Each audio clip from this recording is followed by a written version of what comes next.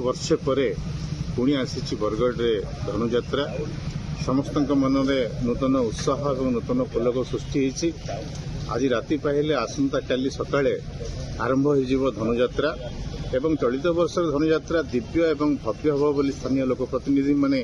निश्चित भाव समस्त मन में नूतन उत्साह मत देखा एपटे रंगमहल सजाई होची।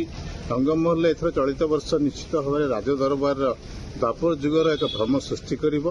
कारण यहाँ राक्षसगढ़ भाव में तैयारी आ प्रकृत में देखिले लगुच यहाँ जमी एक महाराजा राजमहल बोलिकी तद्रूप राज दरबार साजसजा अति उच्च कोटी रही एवं रास्ताघाट बहुत प्रशस्त हो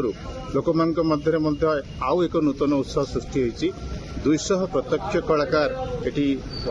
मुक्त मंच रे अभिनय करने सहित समस्ते पलटि जीवे कलाकार समस्ते जो गली कंदी जो आड़े देखिले कलाकार मान समागम हम यहाँ कलाकार मान एक महाकुंभ निश्चित भाव में पड़ोशी राज्य मानक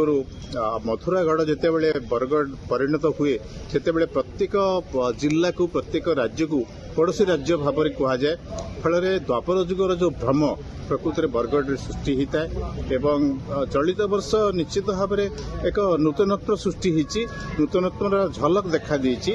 लोक मध्य नूतन उत्साह जागी रही। जदि देखा प्राय 25 ରୁ 30 टी विभिन्न मंच रे नाटक अभिनीत हम एवं विभिन्न जगार बेपारी मैंने सब आसिले लोक मैंने पर्यटक आसबार लगी विभिन्न लजिंग गुड़ाक भरपूर बुकिंग सरी जाइए। सब कथा को जदि दृष्टि देखा द्वापर जुगर मथुरा बरगढ़ रे निश्चित भाव में जीवंत भाव में प्रकटित हम सियाड़े भितर रंगोली कार्यक्रम अनुष्ठित होती। रंगोली कार्यक्रम कंसर विभिन्न रूप कृष्णंकर विभिन्न रूप प्रकटित होती जहाँ भरपूर भाव में उपभोग करुछंती दर्शक।